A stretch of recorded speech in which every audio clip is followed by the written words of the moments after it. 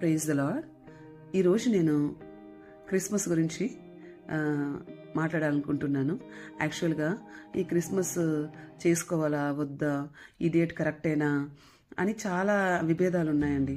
అవన్నీ ఇప్పుడైతే నేను మాట్లాడదలుచుకోలేదు. నేనైతే ఒకటి నమ్ముతాను, క్రీస్తు ఈ లోకానికి వచ్చాడు, విత్ ఎవిడెన్స్ అది ఉంది. సో ఆయన జన్మాన్ని బట్టి క్రీస్తు పూర్వము క్రీస్తు శకమని ఈ డివైడ్ అయింది. సో ఈ ఇయర్స్ డివైడ్ అయినాయి. సో ఆయన వచ్చిందైతే పక్కా.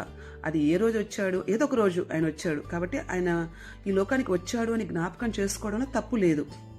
దాని గురించి ఇన్ని విభేదాలు అవసరం లేదు. సరే, ప్రపంచమంతా ఒక డేట్ అనుకునేది ఆ రోజు చేసుకోవడం తప్పేం లేదు. సరే, ఈ క్రిస్మస్ రోజు కొన్ని విషయాల్ని ధ్యానించాలనుకుంటున్నాను అనమాట.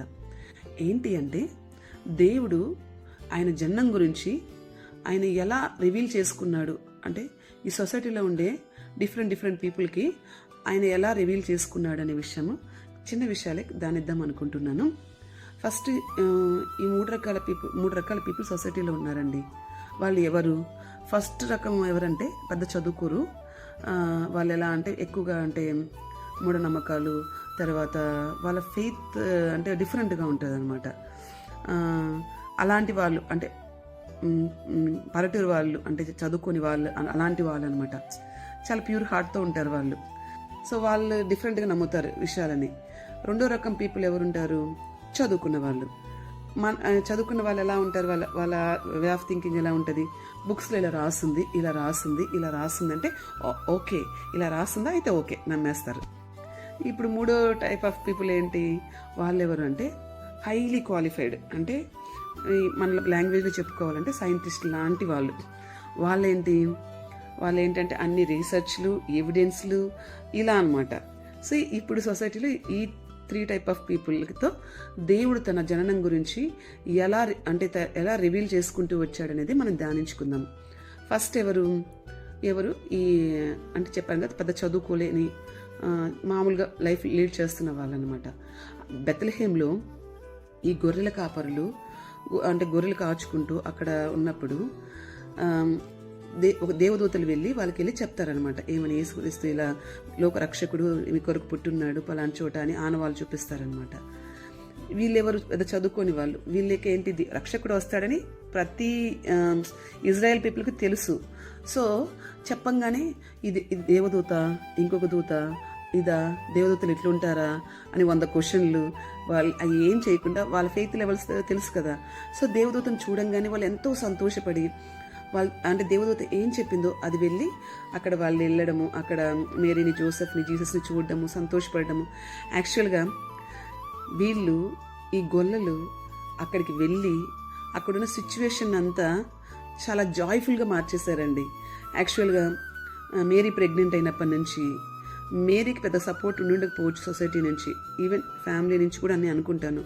ఇట్లా జోసెఫ్ యాక్సెప్ట్ చేసేందుకు జోసెఫ్ పేరెంట్స్ కూడా పెద్ద సపోర్ట్ చేసి ఉండకపోవచ్చు. వీళ్ళిద్దరే మిగిలిపోయారు. వాళ్ళకి సపోర్ట్ దేవుడు మాత్రమే.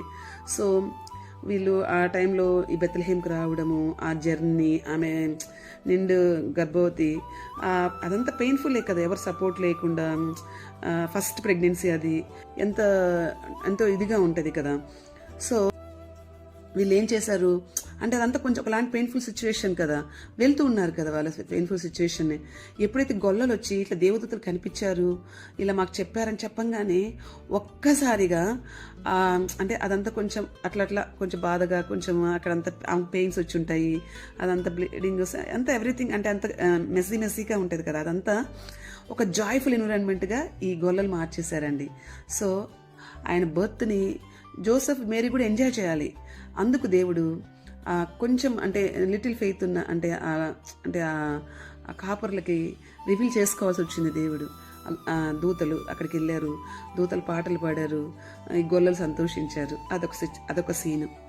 నెక్స్ట్ ఎవరు? జ్ఞానులు. అందరికీ కనిపించలేదండి. నిజంగా సబ్జెక్టుని నిజంగా రీసెర్చ్ చేస్తున్న జ్ఞానులు క్యాచ్ చేసేసారు. ఏంటి, ఇదేదో నక్షత్రం పుట్టింది, ఇది మామూలుగా ఉండదు, ఇది ఒక అంటే వాళ్ళు క్యాచ్ చేసేసారు సబ్జెక్ట్ని. సో క్యాచ్ చేసిన వాళ్ళకి దేవుడు హెల్ప్ చేశాడు.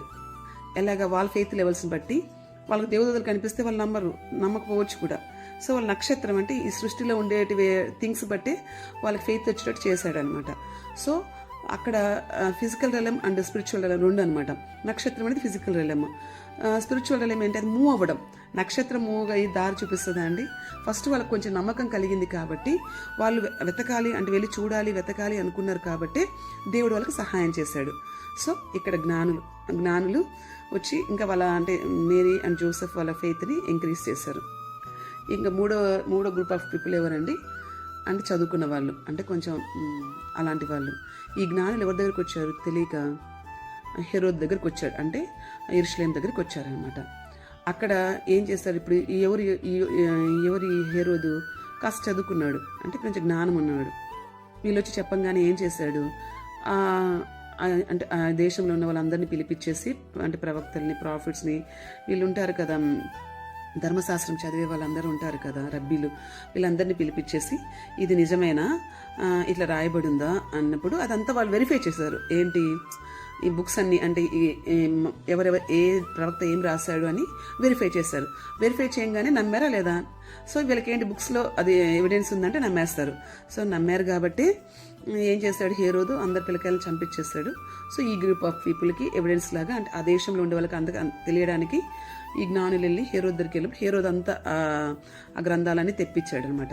సో ఇక్కడ 3 రకాల పీపుల్కి దేవుడు తన భూమి మీద పుట్టాడని రివీల్ చేసుకున్నాడు. సో ఆయన వాళ్ళని సాటిస్ఫై చేశాడు, అంటే నేను లోకానికి వచ్చాను చూపించాడు అనమాట. సో దేవుడిని వెతికినప్పుడు అంటే దేవుడు అందరికీ రివీల్ చేసుకునే దేవుడిలాగే ఉన్నాడండి.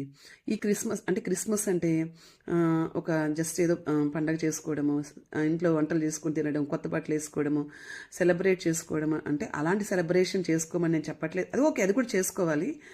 దానికంటే ఇంపార్టెంట్ ఏంటంటే ఈ భూమి మీదకి ఆయన వచ్చాడనేది నిజం.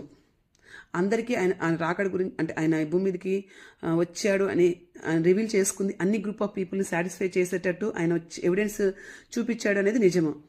సో ఆ నిజ దేవుడు ఈ లోకానికి వచ్చి మన కోసం ప్రాణం పెట్టాడు కాబట్టి ఆయన వచ్చినందుకు ఆయన కృతజ్ఞత కలిగి మనం జీవించడంతో పాటు ఆయనకి అంటే మన థ్యాంక్స్ చెప్పాలి కదా, ఆరాధించాలి కదా దేవుణ్ణి. దాంతోపాటు ఈ లోకానికి అంటే దేవుడి గురించి తెలియని వాళ్ళకి సువార్త చెప్పడం అనేది నిజమైన క్రిస్మస్ యొక్క మీనింగ్ అనమాట. సో ఏ డేట్ అయితే మనకెందుకు, ఒక డేట్ అయితే అనుకున్నాము, సో ఆ డేట్లోనే మనం దేవుడి గురించి ప్రకటించాలి, అలాగే మనం దేవుడికి థ్యాంక్స్ చెప్పాలి. ఇలా మనం క్రిస్మస్ సెలబ్రేట్ చేసుకోవాలని నేను అనుకుంటున్నాను. మనం అందరం ఇలా దేవునికి ఇష్టంగా సెలబ్రేట్ చేసుకోవాలని నేను కోరుకుంటున్నాను. Praise the lord.